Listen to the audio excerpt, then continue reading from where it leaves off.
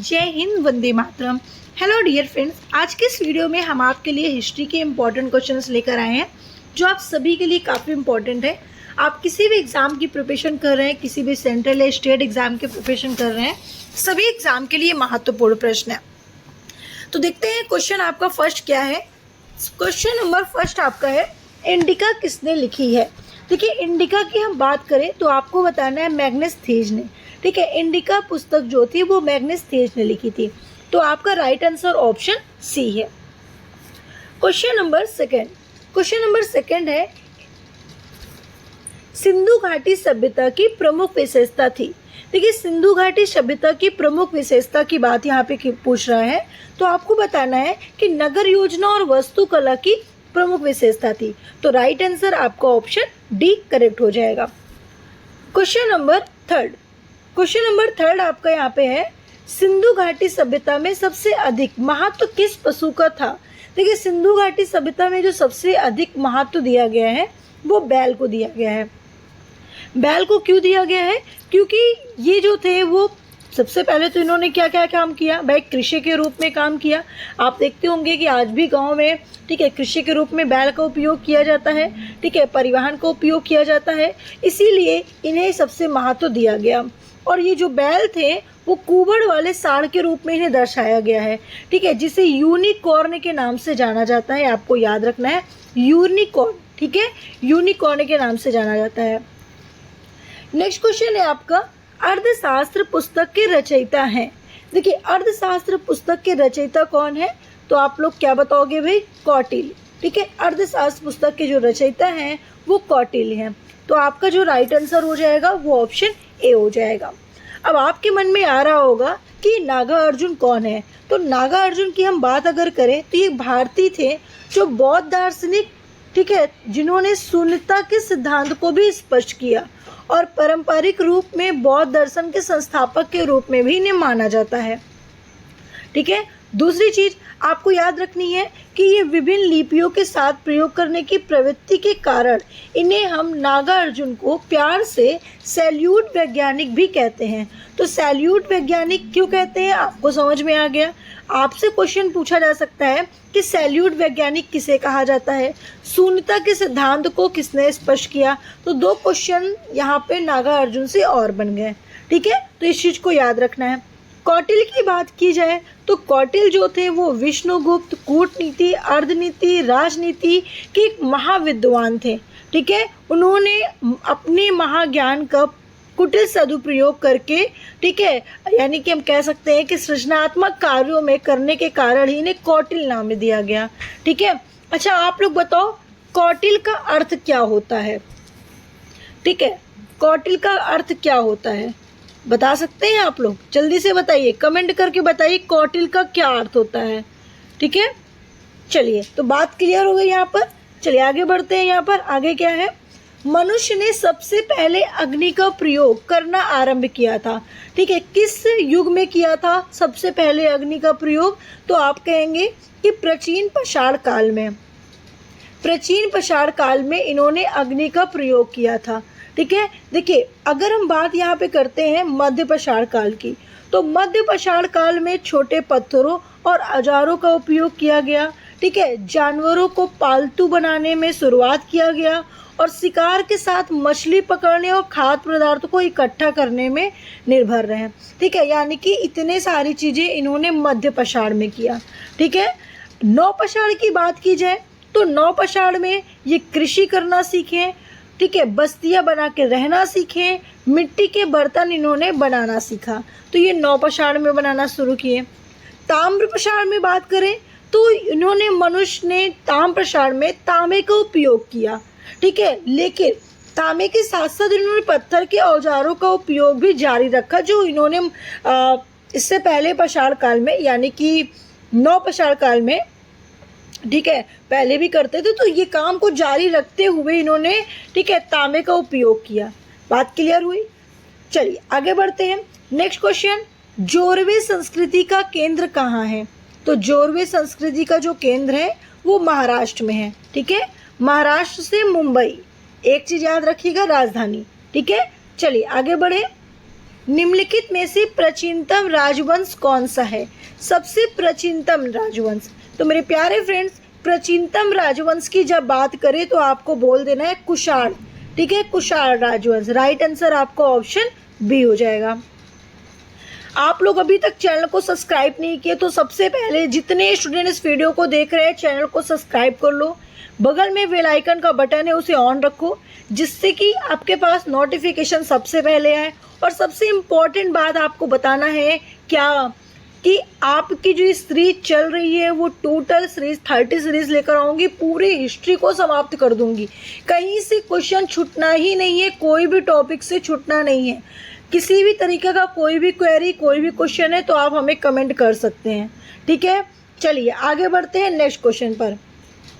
सम्राट अशोक के अधिकांश अभिलेख किस लिपि में है? तो किस लिपि में है सम्राट अशोक? आपको बताना है ब्राह्मी लिपि में। तो राइट आंसर आपका ऑप्शन ए हो जाएगा। नेक्स्ट क्वेश्चन, सातवाहन वंश का संस्थापक कौन था? देखिए, सातवाहन वंश का जो संस्थापक माना गया था वो सिमुक को माना गया है। तो राइट आंसर आपका हो जाएगा क्या? Option C. नेक्स्ट क्वेश्चन, किस भारतीय शासक ने चौसा की लड़ाई और कन्नौज की लड़ाई में मुगलों को हराने के बाद सूर साम्राज्य की स्थापना की है? ठीक है, किस भारतीय ने की है? क्या बताएंगे आप लोग? तो आपको बताना है कि शेरशाह सूरी ने। ठीक है, शेरशाह सूरी ने की है। ध्यान से समझिएगा क्वेश्चन क्या है, फिर से मैं रिपीट कर रही हूँ। क्वेश्चन है कि भारतीय शासक ने चौसा की लड़ाई, कन्नौज की लड़ाई में मुगलों को हराने के बाद सूर साम्राज्य की स्थापना की। किसने की है सूर साम्राज्य की स्थापना? शेरशाह सूरी ने की है। ठीक है, जिनका असली नाम फरीद खान था और ये अफगान के शासक थे जिन्होंने 540 से 545 तक उत्तर भारत में सूरी साम्राज्य की स्थापना की और हुमायूं को हराकर दिल्ली की गद्दी पर बैठ गए। ठीक है, आगे बढ़े। अच्छा, आगे बढ़े। अब आगे बढ़ने से पहले थोड़ा सा अकबर, मोहम्मद शाह और इब्राहिम लोदी के बारे में भी हम बात करेंगे। ठीक है, चलिए आगे बढ़ते हैं। तो भाई यहाँ पर मोहम्मद शाह की बात की जाए तो मोहम्मद शाह और इब्राहिम लोदी, ठीक है, और यहाँ पर एक और जो दिए थे अकबर, ये तीनों भारतीय इतिहास के महत्वपूर्ण शासक माने जाते हैं। अकबर मुगल वंश के तीसरे शासक हैं। ठीक है, जिन्होंने 1556 से लेकर 1605 तक शासन किया। उन्होंने अपने साम्राज्य को मजबूत किया और धार्मिक सहिष्णुता की नीति अपनाई और साथ ही कला, साहित्य और वास्तुकला को प्रोत्साहित भी किया। ठीक है, मोहम्मद शाह की बात करें, ये सैयद वंश के शासक थे जिन्होंने 1434 से लेकर 1445 तक शासन किया और मालवा के शासक को हराया। बहलूल लोदी खान ए खानन की उपाधि से इन्हें सम्मानित किया गया। बात क्लियर हुई मोहम्मद शाह की भी। अब आते हैं इब्राहिम लोदी। इब्राहिम लोदी जो थे वो लोदी वंश के अंतिम शासक थे जिन्होंने 1517 से लेकर 1526 तक शासन किया और पानीपत की लड़ाई की। पानीपत की लड़ाई में बाबर को हराया और बाद में मुगल साम्राज्य की स्थापना भी की। ठीक है, तो मेरे डियर फ्रेंड्स, आप देख पा रहे हैं कि ये तीनों से मैंने आपको कितने क्वेश्चन बना दिए। ठीक है, तो चलिए आगे बढ़ते हैं नेक्स्ट क्वेश्चन पर। नेक्स्ट क्वेश्चन, मध्यकालीन भारतीय शासक कौन था जिसे पंजाब का शेर के नाम से जाना जाता है? तो मध्यकालीन भारतीय शासक की बात करें तो आपको बताना है क्या? रणजीत सिंह। ठीक है, रणजीत सिंह जिन्हें पंजाब का शेर भी कहा जाता है। ठीक है, पंजाब का शेर। ठीक है, तो भाई पंजाब का शेर हम किसे कहते हैं? रणजीत सिंह को। अब देखिए, रणजीत सिंह को कहते हैं, सबको क्लियर हो गया? बिल्कुल क्लियर होना चाहिए, सभी को क्लियर होना चाहिए। ठीक है, चलिए अब बात करते हैं यहाँ पर किसकी? हम गुरु गोविंद सिंह की। गुरु गोविंद सिंह की बात करें तो गुरु गोविंद सिंह जो खालसा पंथ की स्थापना की थी, 14 युद्ध लड़े थे भाई गोविंद सिंह। ठीक है, कितने युद्ध? 14 युद्ध लड़े थे। जफरनामा भी इन्होंने लिखा था। ठीक है, जो औरंगजेब को लिखा गया एक पत्र था, जिन्होंने सिखों के लिए 52 हुक्म भी जारी किए। गुरु ग्रंथ साहिब को सिखों का अंतिम गुरु घोषित भी किया गया। तो इतनी चीज़ें आपको याद रखनी है गुरु गोविंद सिंह से। ठीक है, चलिए आगे बढ़ते हैं। आगे बढ़े उससे पहले यहाँ पर वही बाबर भी दिए हैं ऑप्शन में, तो बाबर के बारे में भी थोड़ा सा जान लेते हैं। चलिए बता देते हैं आपको हम। देखिए, बाबर के बारे में बात करें तो बाबर किस वर्ष फरगना का शासक बना? ठीक है, तो याद रखिएगा जो बाबर थे, ठीक है, वो 1494 में फरगना का शासक बना। दूसरी चीज, बाबर ने भारत पर आक्रमण 1526 में किया। पानीपत का पहला युद्ध जो हुआ वो किसके बीच हुआ था? बाबर ने ही किया था, इब्राहिम लोधी के साथ। ठीक है, और किसकी जीत हुई थी? तो बाबर की जीत हुई थी। बाबर ने भारत में किस साम्राज्य की स्थापना की थी? तो मुगल साम्राज्य की स्थापना की थी। ठीक है, इसकी आत्मकथा क्या है? तो बाबरनामा, जिसे तुजक ए बाबरी भी कहा जाता है। ओके, चलिए आगे बढ़ते हैं। आगे बढ़े, यहाँ पे दिए, देखिए जो बाबर थे, अगर बाबर की और भी बात करें तो बाबर जो थे वो मुगल साम्राज्य के संस्थापक भी थे। ठीक है, आपसे पूछा जा सकता है मुगल साम्राज्य के संस्थापक कौन है? बाबर हैं। उन्होंने 1526 में पानीपत की पहली लड़ाई, इब्राहिम लोधी को हराया और मुगल शासन की स्थापना की। उसके साथ भारत में, ठीक है, भारत में बारूद का इस्तेमाल भी बाबर ने किया था। बाबर ने तुर्की भाषा में अपनी आत्मकथा लिखी थी, ठीक है, जिसे तुजुक ए बाबरी कहते हैं। ये मैंने आपको पहले भी बताया है। अकबर की बात करें तो अकबर जो थे वो महान के रूप में जाने जाते हैं, क्योंकि अब अपने आप में अकबर तो भाई सही बात है, बहुत ही महान थे। ठीक है, और शासन काल में मुगल साम्राज्य का विस्तार किया, ठीक है, उसे मजबूत किया और साथ ही साथ मनसबदारी, ठीक है, मनसबदारी प्रणाली को भी शुरू किया था। अकबर ने प्रशासन में मनसबदारी प्रणाली शुरू किया था और राजपूतों के साथ राजपूतों के साथ उन्होंने मैत्रीपूर्ण संबंध स्थापित किए और ठीक है, विवाह संबंध को भी स्थापित किया। उसके अलावा इन्होंने सहिष्णुता की नीति अपनाई, दीन ए इलाही नामक का एक नया धर्म शुरू करने का भी प्रयास किया। तो इतनी चीजें अकबर की कहानी थी। अकबर का मेन पॉइंट मैंने आपको बता दिया। अब आते हैं क्वेश्चन नंबर 13 पे। क्वेश्चन नंबर 13 है, कौन सा मध्यकालीन भारतीय शासक अपनी प्रसिद्ध नीति सुलह एक कुल के लिए जाना जाता है? तो आपको बताना है क्या? अकबर। ठीक है, अकबर जो था, अभी तक अकबर की स्टोरी ही जान रहे थे, फिर से अकबर आ गए। ठीक है, अकबर जो थे वो मध्यकालीन भारतीय शासक अपनी प्रसिद्ध नीति सुलह ए कुल के लिए जाने जाते हैं। ठीक है, अच्छा, अब आते हैं हम यहाँ पर शाहजहां के बारे में। भाई उन्होंने आगरा में ताजमहल बनवाया, दिल्ली में लाल किला बनवाया, जामा मस्जिद बनवाया, कई सारी इमारतों को निर्माण कराया। उसके अलावा इन्होंने सरकारी कामकाज और न्याय व्यवस्था में भी सुधार किए, जिससे उनके शासनकाल को मुगल वास्तुकला का स्वर्ण युग माना जाता है।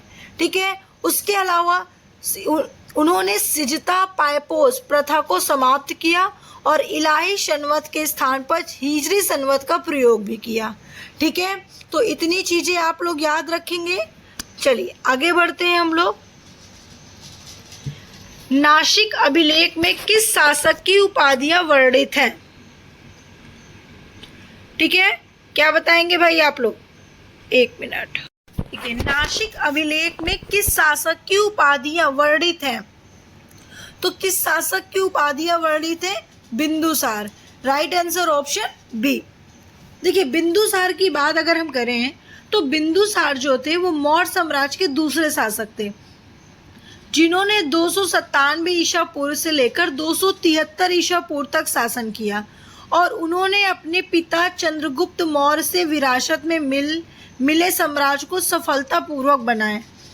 ठीक है, इसीलिए विस्तार दक्षिण दिशा में किया और बिंदुसार को अमित्रघात, ठीक है, अमित्रघात यानी कि शत्रुओं को नाश करने वाला के रूप में जाना जाता है और उनकी सैन्य क्षमताओं को भी इन्होंने दर्शाया। ठीक है, तो ये भाई बिंदुसार से एक पॉइंट याद रखिएगा कि उन्हें अमिघात शत्रुओं को नाश करने वाला इनके रूप में इन्हें जाना जाता है। नेक्स्ट क्वेश्चन पे आते हैं। क्वेश्चन नंबर नेक्स्ट है आपका, सातवाहन काल में निम्नलिखित में से किस क्षेत्र को चावल का कटोरा कहा जाता है? भाई चावल का कटोरा किसे कहा जाता है? मैं क्वेश्चन को फिर से रिपीट कर रही हूँ। सातवाहन काल में निम्नलिखित में से किस क्षेत्र को चावल का कटोरा कहा जाता है? आप लोग क्या बताएंगे, इसका आंसर क्या होगा? ये आपके कई सारे क्वेश्चंस जो मैं आपको क्वेश्चन बता रही हूँ वो कई बार एग्जाम में पूछे जा चुके हैं, तो इसलिए आप क्वेश्चन को एक ही क्वेश्चन को ध्यान दीजिएगा। और अभी तक आपने वीडियो को शेयर नहीं किया तो भाई जल्दी से वीडियो को शेयर कर दीजिए। कोई भी क्वेरी क्वेश्चन है तो बिल्कुल कमेंट करके पूछ लीजिए और एक एक क्वेश्चन को ध्यान दीजिएगा। बताइए इसका राइट आंसर आप लोग बता दीजिए, कृष्णा गोदावरी डेल्टा। ठीक है, कृष्णा गोदावरी डेल्टा आपका राइट आंसर ऑप्शन ए हो जाएगा। ठीक है, जिसे चावल का कटोरा कहा जाता है। इस क्षेत्र में धान की रोपाई की कला का विकास हुआ था और यह क्षेत्र उस समय का प्रमुख चावल उत्पादक क्षेत्र है। ठीक है, चलिए आगे बढ़ते हैं नेक्स्ट क्वेश्चन पर। 8वीं शताब्दी के भारत के किस संस्कृत विद्वान को करुण रस के कवि के रूप में जाना जाता है? देखिए करुण रस की बात यहाँ पे की जा रही है कि करुण रस के रूप में, करुण रस की कवि के रूप में किसे जाना जाता है? तो आपको बताना है भवभूति को। ठीक है, भवभूति को जाना जाता है, इसलिए राइट आंसर आपका ऑप्शन ए हो जाएगा। अगर विशाखा दत्त की बात करें, ठीक है, विशाख दत्त की हम बात करें तो विशाख दत्त और बाणभट्ट दो अलग संस्कृत लेखक थे।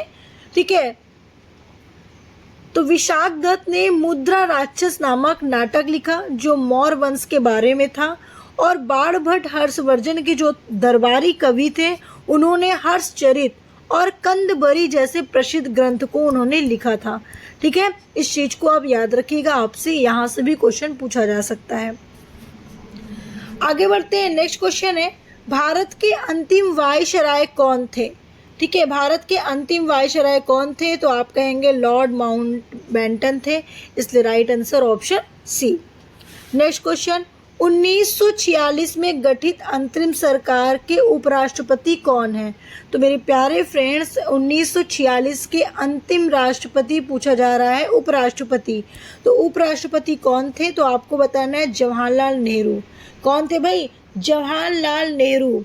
अब बताइए जवाहरलाल नेहरू जो थे उन्होंने क्या क्या किया है, जल्दी से बताइए भाई। भारत के प्रथम, ठीक है, भारत के प्रथम प्रधानमंत्री थे और 1946 में अंतिम सरकार के उपराष्ट्रपति थे। ये तो आपको क्वेश्चन में बता दिया, लेकिन भारत के प्रथम प्रधानमंत्री थे और स्वतंत्रता के पूर्व पश्चात भारतीय राजनीति के केंद्रीय व्यक्तित्व भी थे। ठीक है, आपको याद रखना है, बहुत ही इंपॉर्टेंट चीज़ है ये। आपसे कहीं से भी किसी भी तरीके से क्वेश्चन यहाँ पे पूछा जा सकता है। चलिए आगे बढ़ते हैं हम नेक्स्ट क्वेश्चन पर। नील विद्रोह से पहले किसानों को 20 कट्टा में से कितने कट्टा में नील की खेती करनी पड़ी? भाई जब नील विद्रोह हुआ था तो किसानों में 20 कट्टा में से इन्हें कितने कट्टों में नील की खेती करनी पड़ी? तो आपको बताना है 3 कट्टा में। ठीक है, तो राइट आंसर आपको ऑप्शन बी हो जाएगा।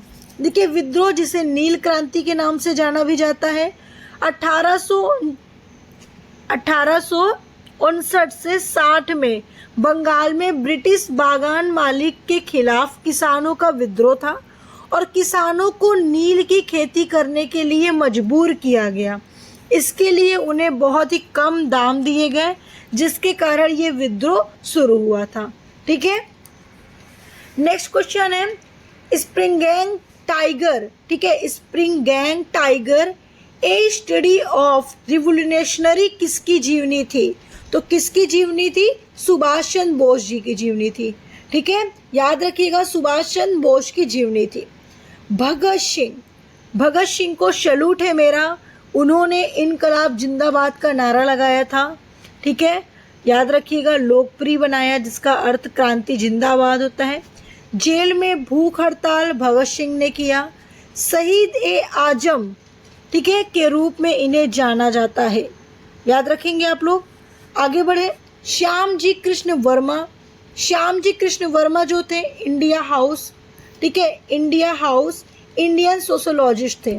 ओके, 1905 में उन्होंने लंदन में इंडिया हाउस की स्थापना की, जो भारतीय छात्रों के लिए एक केंद्र बनकर रह गया।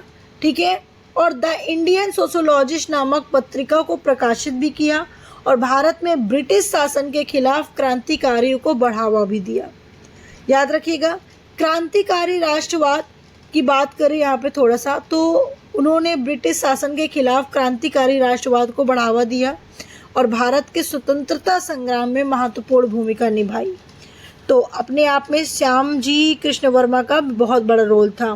ठीक है, चलिए आगे बढ़ते हैं। सुभाष चंद्र बोस। सुभाष चंद्र बोस जिन्हें 1943 में जर्मनी से जापान की यात्रा की और भारतीय राष्ट्रीय सेना यानी कि आज़ाद हिंद फौज का पुनर्गठन किया। जय हिंद का नारा किसने लगाया था? तो जय हिंद का नारा भी सुभाष चंद्र बोस ने लगाया था, जो भारत के स्वतंत्रता के बाद लोकप्रिय रहे। ठीक है, नेक्स्ट क्वेश्चन। नेक्स्ट है, तराइन का प्रथम युद्ध किस वर्ष हुआ? देखिए, तराइन का प्रथम युद्ध की बात की जाए आप लोगों से, तो भाई आपको बताना है 1191 में तराइन का प्रथम युद्ध हुआ और इस युद्ध में पृथ्वीराज चौहान मोहम्मद गौरी के बीच हुआ। द्वितीय युद्ध 1192 मोहम्मद गौरी और पृथ्वीराज चौहान के बीच में ही हुआ। जब तीसरा युद्ध हुआ तो 1215 से लेकर 16 में इल्तुतमिश और यल्दौज के बीच में ये युद्ध को लड़ा गया। ठीक है, नेक्स्ट क्वेश्चन पर आते हैं। नेक्स्ट क्वेश्चन आपका क्या है? नेक्स्ट है, पानीपत की पहली लड़ाई किनके बीच लड़ी गई है? मेरे प्यारे फ्रेंड्स, पानीपत की जो पहली लड़ाई थी वो किसके बीच में हुई थी? आपको बताना है बाबर और इब्राहिम लोदी के बीच में लड़ा गया था। 21 अप्रैल 1526 को बाबर और इब्राहिम लोदी के बीच में हुआ था और इसी लड़ाई में बाबर की जीत हुई और मुगल साम्राज्य की स्थापना हुई थी। दूसरी लड़ाई 1556 को अकबर और हेमू के बीच में हुआ था, जिसमें अकबर की जीत हुई थी। तृतीय युद्ध 14 जनवरी 1761 को अहमद शाह अब्दाली के बीच में और मराठों के बीच में हुआ था, जिसमें अब्दाली की जीत हुई थी। ठीक है, नेक्स्ट क्वेश्चन, खानवा का युद्ध किस वर्ष हुआ था? तो खानवा का युद्ध की बात करें तो आपको बताना है 1527 में खानवा का युद्ध हुआ है। निम्नलिखित में से भारत पर पहली बार आक्रमण करने वाला कौन था? देखिए, भारत पर पहली बार आक्रमण करने वाला कौन था? तो अरब था। राइट आंसर आपका ऑप्शन सी हो जाएगा। नेक्स्ट क्वेश्चन, चंदेरी का युद्ध किसके बीच लड़ा गया था? देखिए, जो चंदेरी का युद्ध हुआ था वो किसके बीच में हुआ था? बाबर और राणा सांगा के बीच में हुआ था। ठीक है, चंदेरी का युद्ध कब हुआ था? 29 अप्रैल 1528 को ये युद्ध हुआ था। मुगल बाबर यानी कि बादशाह बाबर के बीच और राजपूत शासक की मेघनी राय के बीच में लड़ाई हुई थी। ठीक है, याद रखेंगे आप लोग। चलिए आगे बढ़ते हैं हम लोग।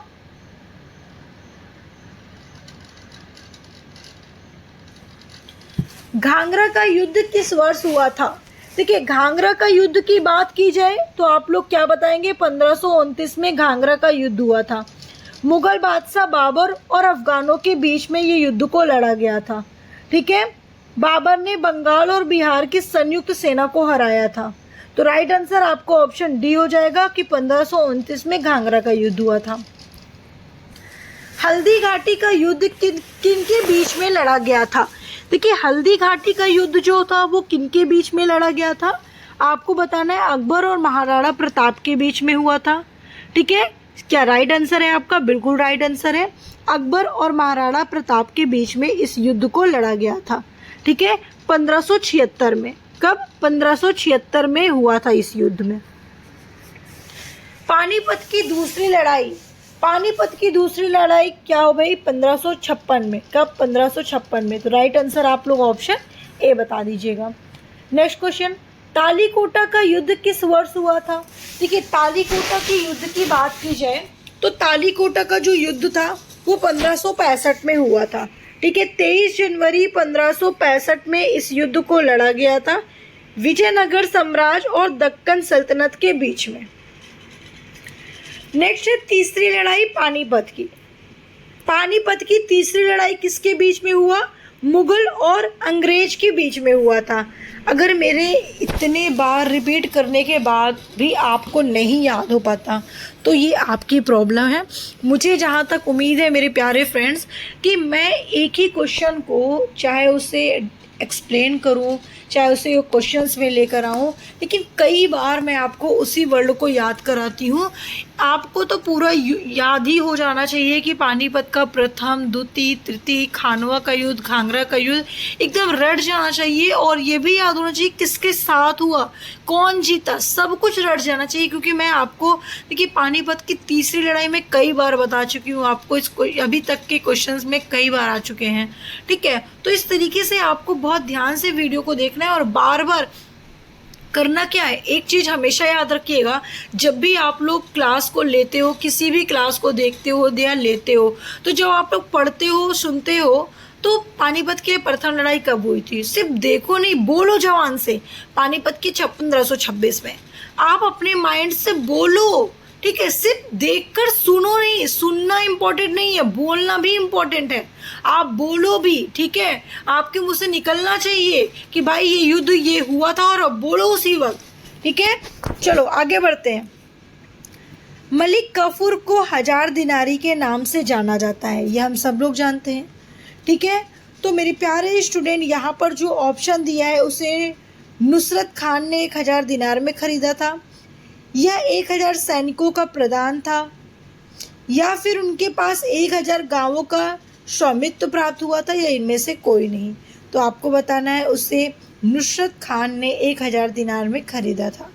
ठीक है, अलाउद्दीन खिलजी के अधीन एक प्रमुख गुलाम सेनापति था जो 1296 से लेकर 1316 ईस्वी तक दिल्ली सल्तनत में रहा और मलिक कफूर को 1000 दिनार में खरीदा गया था। ठीक है, इसीलिए इन्हें हम क्या कहते हैं भाई, आपको बता देना है कि इसीलिए इन्हें क्या कहा जाता है, 1000 दिनारी कहा जाता है, क्योंकि 1000 में इन्हें खरीदा गया था। अलाउद्दीन खिलजी का मूल नाम क्या है? देखिए अलाउद्दीन खिलजी का जो मूल नाम है वो अली गुरसप है। राइट आंसर आपका ऑप्शन ए होगा। नेक्स्ट क्वेश्चन है, किस सुल्तान ने सैन्य शासन के क्षेत्र में दाग यानी कि घोड़ों पर दाग, चिन्ह लगाना एवं हुलियो यानी कि सैनिकों की पहचान में चिन्ह लगाना का प्रचलन किसने किया था? इस नियम को किसने निकाला था? आपको बताना है क्या इसका राइट आंसर क्या होना चाहिए। देखिए ऑप्शन पे मत जाइएगा, इसका राइट आंसर क्या होगा आप लोग को मैं बता रही हूँ कमेंट करके। ठीक है, क्या राइट आंसर होगा अगर आप लोग को मालूम है तो जल्दी से कमेंट करिए। मैंने क्वेश्चन क्या बोला है फिर से क्वेश्चन को सुन लीजिए। ठीक है, सैन्य शासन के क्षेत्र में घोड़ों पर दाग, चिन्ह लगाना, हुलिया सैनिकों के पहचान करना किसने प्रचलन किया था? तो आपको बताना है क्या इसका राइट आंसर जो होगा वो ऑप्शन क्या हो जाएगा, सी हो जाएगा, यानी कि अलाउद्दीन खिलजी हो जाएगा। तो अलाउद्दीन खिलजी का काम है। ठीक है भाई, तो राइट आंसर आपको ऑप्शन सी बता देना है, बिल्कुल करेक्ट आंसर है। ये ऑप्शन यहाँ पर आपका जो दिया है वो गलत है, इल्तुतमिश ने नहीं किया था। ठीक है, आगे बढ़ते हैं नेक्स्ट क्वेश्चन पर। नेक्स्ट क्वेश्चन पर बढ़े उससे पहले थोड़ा सा यहाँ पर कुछ लोगों के बारे में बात करना जरूरी है भाई, बहुत ही इंपॉर्टेंट है क्वेश्चन, जान लीजिए। इतिहास पढ़ रहे हो, हिस्ट्री पढ़ रहे हो, बहुत ही गौर से सुनना है। मैं आपको इस वीडियो को बहुत ही नाइट में रिकॉर्ड करती हूँ जिससे कि आपको कोई डिस्टर्बेंस ना हो, सुनने में, बोलने में, आवाज़ किसी भी तरीके का ना आए। मेरे प्यारे स्टूडेंट, अगर आपके टीचर इतनी मेहनत करके बना रही हैं, आपको पढ़ा रही हूँ, तो उससे कई ज़्यादा आपको मेहनत करके पढ़ना है। ठीक है, सिकंदर लोदी जिन्होंने आगरा की स्थापना की थी और 1504 में की थी। 1506 में इन्होंने राजधानी को दिल्ली से आगरा में स्थानांतरित किया। गज सिकंदरी, उन्होंने भूमि मापन के लिए गज सिकंदरी नामक का नया पैमाना पेश किया जो एक प्रमाणिक मापन के रूप में प्रयोग किया जाता है। इन्होंने सैन्य अभियान शुरू किया। सिकंदर लोदी जौनपुर, चंदेरी, धौलपुर, ठीक है, ग्वालियर जैसे क्षेत्रों पर विजय प्राप्त किया और दिल्ली सल्तनत का विस्तार किया। ठीक है, न्याय व्यवस्था में इन्होंने सुधार भी किया। प्रजा को निष्पक्ष न्याय प्रदान करने का प्रयास भी किया। प्रशासनिक सुधार भी किया। कला और साहित्य का संरक्षण, सिकंदर लोदी कला और साहित्य के रूप में भी संरक्षण किए। फारसी भाषा को भी बढ़ावा दिया। ठीक ठीक है, और आगरा में कई मंजिलों यानी कि मस्जिदों, ठीक है, कई मस्जिदों, महलों और उद्यानों का निर्माण भी साथ ही कराया। ठीक है, सामाजिक सुधार भी किया। याद रखेंगे आप लोग इतनी चीजें सिकंदर लोधी के बारे में। आगे बढ़ते हैं, नेक्स्ट क्वेश्चन। जलाउद्दीन खिलजी के समय निम्नलिखित में से किसका विद्रोह हुआ है? तो उस समय किसका विद्रोह हुआ है आपको बताना है। क्या बताएंगे? सीदी मौला का। राइट आंसर आपका ऑप्शन ए हो जाएगा। नेक्स्ट क्वेश्चन, निम्नलिखित में से किसने कैलकड़ी यानी कि किलोखरी के राजमहल में अपना राज्याभिषेक किया और उसे अपनी राजधानी भी बना लिया? तो वो कौन थे आपको बताना है। क्या? जलाउद्दीन फिरोज खिलजी थे। तो राइट आंसर आपका ऑप्शन बी हो जाएगा। नेक्स्ट क्वेश्चन, खिलजी वंश के संस्थापक थे। खिलजी वंश के संस्थापक किसे माना गया है? तो भाई जलाउद्दीन खिलजी को। राइट आंसर क्या हो जाएगा? Option A. क्या राइट आंसर है? जल्दी से बताइए, जल्दी से बताइए। खिलजी वंश के संस्थापक कौन है? क्या होगा इसका राइट आंसर? जलाउद्दीन फिरोज खिलजी, जिन्होंने 1290 में खिलजी वंश की स्थापना की थी। आगे बढ़ते हैं, नेक्स्ट क्वेश्चन। दिल्ली के खिलजी सुल्तान थे। भाई दिल्ली के जो खिलजी सुल्तान थे यानी कि जलाउद्दीन खिलजी, ठीक है, उन्हें वो कहाँ के थे यानी कि कौन सा आक्रमण किया उन्होंने, आगे क्या क्या था? ओके, तो आपको बताना है तुर्की थे। ठीक है, क्या थे? तुर्की। नेक्स्ट, निम्नलिखित में से कौन सा सुल्तान दास या गुलाम राजवंश से संबंधित है? मेरे प्यारे फ्रेंड्स, देखिए याद रखिएगा, कई बार क्वेश्चन पूछा गया है कि दास वंश या गुलाम राजवंश से संबंधित, ठीक है, कौन सा सुल्तान है? तो आप लोग को बताना है इल्तुतमिश। क्या बताएंगे? इल्तुतमिश। इल्तुतमिश द्वारा किए गए कार्य कौन कौन से हैं? कितने स्टूडेंट को मालूम है? कितने स्टूडेंट को मालूम है कि इल्तुतमिश ने कौन कौन से काम किए थे? सबसे पहले आपको याद रखना है, कुतुब मीनार का निर्माण करवाया था। किसने? इल्तुतमिश ने। दिल्ली को राजधानी बनाया था इल्तुतमिश ने। एकता प्रणाली की शुरुआत की थी इल्तुतमिश ने। सिक्कों का प्रचलन किया था इल्तुतमिश ने। प्रशासनिक सुधार किया था इल्तुतमिश ने। मंगोल आक्रमण की रक्षा भी की थी इल्तुतमिश ने। और साथ ही साथ इन्होंने क्या किया था आपको बताना है। क्या? साथ ही साथ इन्होंने कई सारे मस्जिदें, जलाशय और स्कूल भी बनवाए थे। ठीक है, चलिए आगे बढ़े हम लोग। गुलाम वंश के अंतिम शासक कौन है? गुलाम वंश के अंतिम शासक की बात की जाए आपसे तो क्या बताएंगे? गुलाम वंश के अंतिम शासक क्या बताने वाले हैं आप लोग? तो आप लोग बोलेंगे शमसुद्दीन क्यूमर्स। ठीक है, शमसुद्दीन क्यूमर्स जो थे वो अंतिम शासक थे। दिल्ली के सुल्तान बलबन का पूरा नाम क्या है? भाई बलबन का पूरा नाम अगर पूछा जाए तो जियाउद्दीन बलबन राइट आंसर हो जाएगा। तो आपका ऑप्शन डी बिल्कुल करेक्ट आंसर है। नेक्स्ट क्वेश्चन है आपका, दिल्ली के किस सुल्तान ने लौ और रक्त की नीति अपनाई थी? लौ और रक्त की नीति अपनाने वाले कौन थे भाई? क्या थे? लौ और नीति अपनाने वाले कौन थे? जल्दी से बताइए, कितने स्टूडेंट का आंसर आने वाला है? तो बहुत सारे स्टूडेंट तो कहने वाले हैं कि मैम क्या बताएं आपको कौन है, जल्दी से बताइए। लौ और नीति अपनाने वाले, ठीक है, सुल्तान कौन है? कितने स्टूडेंट कमेंट करेंगे? जल्दी से बताइए। तो बहुत सारे स्टूडेंट कमेंट करने वाले हैं। मैं उम्मीद करती हूँ कि कई सारे होंगे जो कमेंट करेंगे किसने अपनाया था, जल्दी से बताइए। तो बलबन ने। क्या बलबन राइट आंसर है इसका? बिल्कुल राइट आंसर है। ठीक है, आगे, सुल्तान नसीरुद्दीन महमूद के राज दरबार में बलबन का सर्व प्रमुख प्रतिद्वंदी था। तो मेरे प्यारे स्टूडेंट, आपको बताना है इमामुद्दीन रेहान का। ठीक है, तो राइट आंसर आपका ऑप्शन सी बिल्कुल करेक्ट हो जाना है। क्वेश्चन नंबर नेक्स्ट, भारत में प्रथम मुस्लिम आक्रमणकारी कौन है? देखिए, अगर महिला में पूछा जाता तो रजिया सुल्तान को बताओगे, लेकिन यहाँ पर केवल प्रथम मुस्लिम आक्रमणकारी पूछा जा रहा है। तो आप लोग क्या बताने वाले हैं? मोहम्मद गौरी। ठीक है, क्या बताने वाले हैं? मोहम्मद गौरी। क्या सही मैंने पूछा? भारत में प्रथम मुस्लिम आक्रमणकारी कौन है? तो आप लोग बताएंगे क्या? महमूद बिन कासिम। क्या? महमूद बिन कासिम। क्या बताया मैंने? मोहम्मद बिन कासिम। ठीक है, ठीक है, चलिए, ठीक है, याद रखिएगा। मोहम्मद बिन कासिम जो थे, कभी कभी होता है कि नाइट क्लास आप लोगों की लो तो बहुत डिस्टर्बेंस हो जाता है।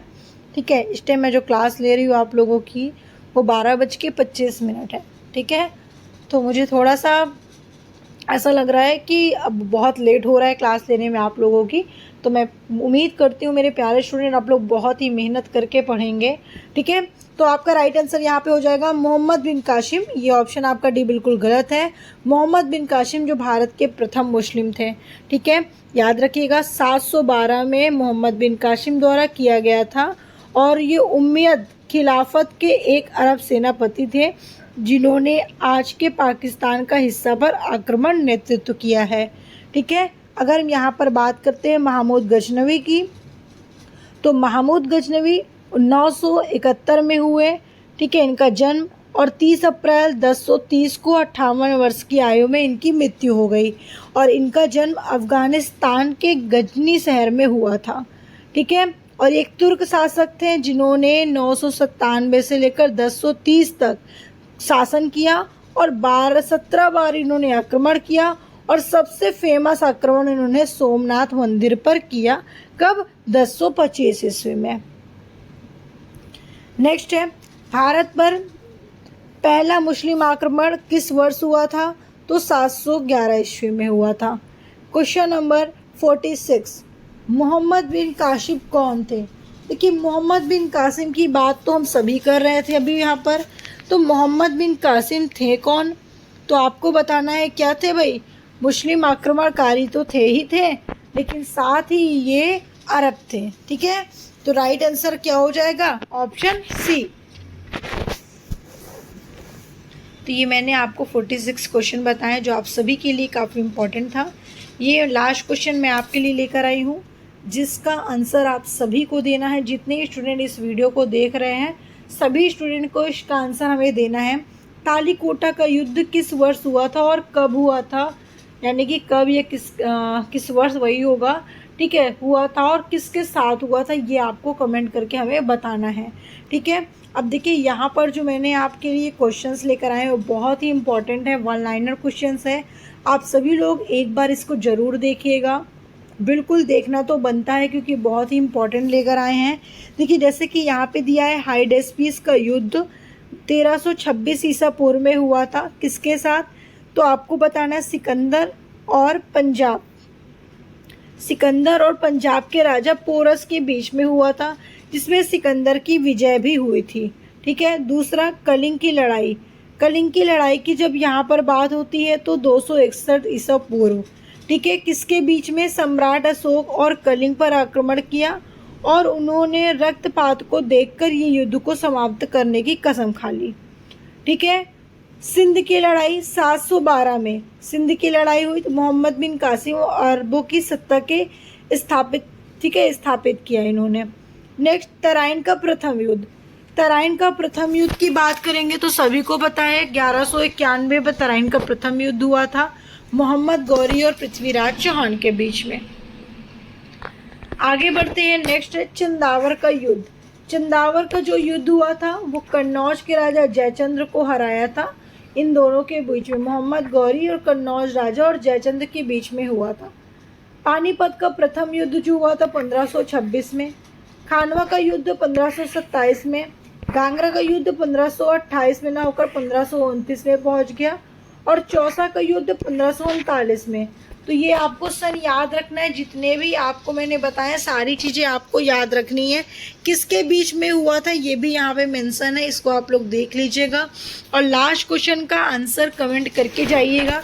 जितने स्टूडेंट इस वीडियो को देख रहे हैं सभी लोग एक बार इस वीडियो को ज़रूर देखिएगा। जो नहीं देख रहे हैं मैं उनके लिए भी कह रही हूँ ज़रूर देखिएगा। जो देख रहे हैं भाई वो तो समझ ही रहे हैं कि कितना इम्पोर्टेंट है और किस तरीके से पढ़ाया गया है इन्हें।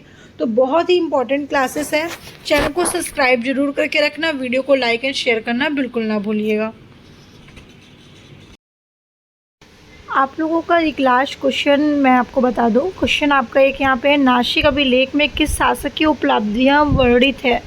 तो मैंने आप लोगों को इसका जो आंसर बताया था वो शायद बिंदुसार बता दिया था, तो ये रॉन्ग है। बिंदुसार नहीं होगा, यहाँ पर गौतमीपुत्र शतकर्णी होगा।